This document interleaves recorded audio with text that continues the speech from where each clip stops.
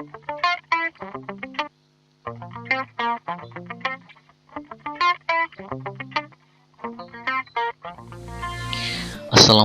warahmatullahi wabarakatuh. Halo teman-teman, bagaimana kabar kalian? Tentu sehat selalu ya. Bersama saya Mustafa Kamal Ali di channel YouTube SD Muhadi, media pembelajaran SD Muhammadiyah Pati. Oke teman-teman, di sini masih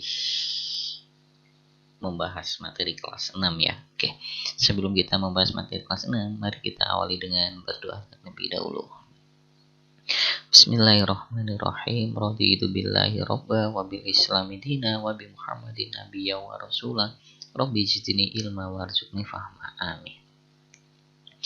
Oke teman-teman, di sini kita akan membahas materi kelas 6, tema 4, subtema 2, pembelajaran kedua. Pada pembelajaran kedua ini kita akan mempelajari materi diantaranya yang pertama, pentingnya sikap kerja keras dalam keberagaman ekonomi, dan yang kedua kita akan mempelajari tentang poster. Langsung saja ke materi pertama, yaitu pentingnya sikap kerja keras dalam keberagaman ekonomi. Oke teman-teman, globalisasi membawa banyak manfaat ya bagi masyarakat dunia. Warga dunia mempunyai banyak kesempatan untuk mengembangkan dirinya. Mang Samad adalah seorang pengusaha yang berhasil mencapai kesuksesan. Ayo simak kisah Mang Samad. Pengrajin Garut yang menembus dunia. Sekarang ini siapa yang tak kenal Mang Samad, pengrajin sandal kulit dari Garut. Ia sering sekali diundang di berbagai acara temu wirausaha untuk menjadi pembicara dan pemberi motivasi bagi para wirausahawan muda. Memang kerja keras Mang Samad patut dicontoh. Tak banyak wirausahawan kecil seperti dirinya yang bisa berkembang hingga terkenal di mancanegara. Dulu Mang Samad hanya seorang penjajal sendal kulit keliling. Ia berjalan dari desa ke desa, kemudian memberanikan diri beberapa minggu sekali pergi ke Jakarta untuk menjajakan sandal kulit yang diambilnya dari pabrik. Dari pengalamannya menjajakan dagangan, ia jadi tahu keinginan pembeli. Ia jadi tahu model seperti apa yang menjadi favorit pembeli. Ternyata semakin rumit bentuk jalinan kulit sebuah sandal, apalagi untuk laki-laki justru tidak diminati. Bentuk sederhana dan klasik tetap menjadi favorit pembeli. Namun kualitas kulit dan jahitan sandal menjadi hal yang utama. Merasa tak puas jika hanya menjajakan, Mang Samad pun belajar untuk membuat sandal. Keterampilan dasar memproses dan menjahit kulit sudah Mang Samad miliki.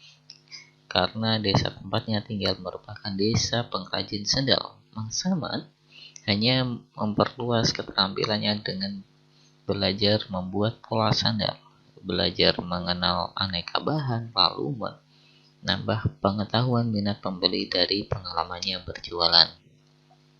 Mang Samad mulai bereksperimen dengan berbagai model sandal buatannya sendiri. Ia mencoba membuat sedikit, kemudian menitipkan di toko atau ke temannya yang berkeliling. Ketika laku, ia membuat lagi, mencoba model yang baru, mencoba warna yang baru, lalu begitu seterusnya, hingga suatu saat ia tidak bisa lagi memenuhi permintaan pembeli dengan tenaga sendiri. Maka mulailah Mang Samad mencari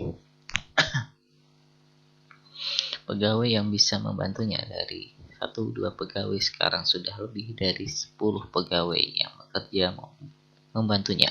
Ia tak pernah jauh-jauh mencari pegawai, hanya dari orang-orang dekat di lingkungan tempat tinggalnya. Ia ingin kemajuan usahanya dirasakan juga oleh lingkungan terdekatnya. Semakin maju usahanya, semakin maju juga tingkat penghidupan pegawai yang bekerja membantunya. Mang Samad tidak saja memainkan taraf hidup, tetapi juga membantu memajukan taraf hidup masyarakat di lingkungannya. Belajar yang tak pernah henti membuat usaha yang dirintis Mang Samad terus berkembang. Beberapa Berbeda dengan produk sandal Garut yang model dan bahannya tak berubah warna waktu ke waktu. Mang Samad sering memperhatikan model sandal di majalah dan model sandal merek luar negeri yang dijual di toko. Ia pun secara berkala mengeluarkan model baru, walaupun model yang dibuatnya sederhana, ia selalu menggunakan bahan yang terbaik serta teknik jahitan yang kuat. Dengan demikian, sandal buatannya tahan lama. Suatu ketika datang kesempatan bagi wirausaha kecil di Garut untuk ikut memperkenalkan produk khasnya di sebuah pameran produk karya Indonesia di Jakarta. Mas Mat berusaha keras untuk ikut dalam pameran ini. Ia bahkan mencari informasi bagaimana membuat brosur produk menarik. Ia juga bekerja sama dengan temannya yang pandai bertukang untuk membuat tampilan area pameran yang berbeda. Ternyata usaha Mas Mat tidak sia-sia. Brosur produk yang informatif, area pameran yang menarik, serta kualitas produk yang baik membuat stand sandal kulit Mang Samad ramai didatangi pengunjung pameran. Ya, tidak hanya sandal yang dijualnya laris manis, Mang Samad juga didekati oleh beberapa importir dari luar negeri yang tertarik dengan produknya. Hanya dari satu pameran, produk Mang Samad sudah dikenal oleh banyak kalangan. Sekarang, produk sandal buatan sudah menembus ke pasar mancanegara. Model yang sederhana dengan kualitas bahan dan jahitan yang baik membuat sandal buatannya disukai banyak kalangan di luar negeri. Tidak hanya membawa kebanggaan bagi dirinya, bagi keluarganya, atau bagi pekerjanya, produk sandal kulit buatan Mang Samad dari Garut membuat Indonesia semakin dikenal, membuat Indonesia semakin bangga dengan kerja keras anak negerinya. Sandal kulit Garut dapat mengharumkan nama Indonesia dan turut memajukan perekonomian bangsa. Nah, teman-teman, berdasarkan teks tadi, silahkan diskusikan pertanyaan berikut ini. Siapakah Mang Samad? Bagaimana Mang Samad mengawali usahanya? Bagaimana Mang Samad mengembangkan usahanya? Teman-teman, silahkan kerjakan di buku tulis kalian ya, dengan membaca ulang teks tadi.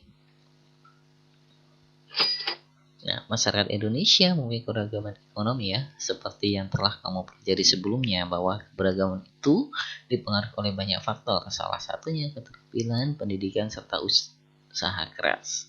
Setiap orang mempunyai potensi diri yang berbeda. Potensi tersebut harus diasah supaya seseorang bisa berhasil.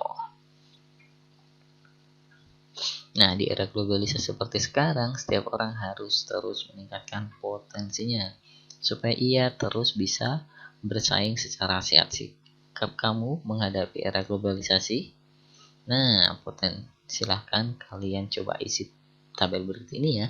Potensi yang kalian miliki, potensi yang kalian perlu kembangkan, dan usaha untuk mengembangkan diri. Kira-kira apa sih yang bisa kalian lakukan untuk menghadapi era globalisasi ini? Nah, teman-teman, untuk selanjutnya kita akan membahas tentang poster ya. Bagaimana sih cara membuat poster? Nah, di sini pada pembelajaran sebelumnya teman-teman telah mempelajari tentang poster. Poster merupakan media publikasi yang terdiri atas tulisan, gambar, maupun kombinasi antara keduanya yang memiliki tujuan untuk memberikan informasi kepada khalayak ramai. Poster baiknya dipasang di tempat yang ramai dan strategis. Poster hampir sama dengan iklan. Poster menggunakan kata yang menarik, singkat, jelas, dan lengkap. Nah, dengan tujuan pembuatan poster dibagi menjadi 4 jenis, yaitu poster niaga, poster pendidikan, dan poster layanan masyarakat, serta ada poster kegiatan. Oke, teman-teman. Poster harus menarik ya, dan juga baik. Berikut syarat-syarat poster agar baik dan menarik. Yang pertama, memudahkan bahasa yang mudah dipahami, menggunakan bahasa yang mudah dipahami. Yang kedua, menggabungkan tulisan dan gambar. Yang ketiga, tulisan dan gambar harus terbaca jelas. Yang keempat, tersusun dari kalimat yang jelas, singkat, dan bermakna. Yang kelima, poster yang dibuat harus menarik minat publik. Yang keenam, untuk ukuran poster disesuaikan dengan tempat pemasangannya.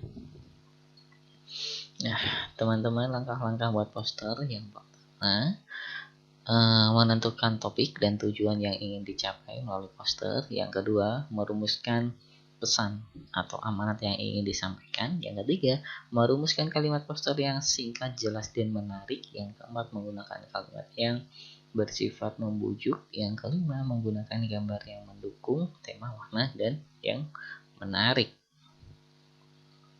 Oke, teman-teman, tugas untuk kalian, buatlah poster yang menarik. Silahkan memilih apakah jenis poster niaga atau poster kegiatan pendidikan atau poster layanan masyarakat. Buat semenarik mungkin ya, bisa menggunakan komputer atau alat elektronik lain. Oke, teman-teman, ini yang bisa saya sampaikan. Tetap semangat belajar. Akhir kata, wassalamualaikum warahmatullahi wabarakatuh.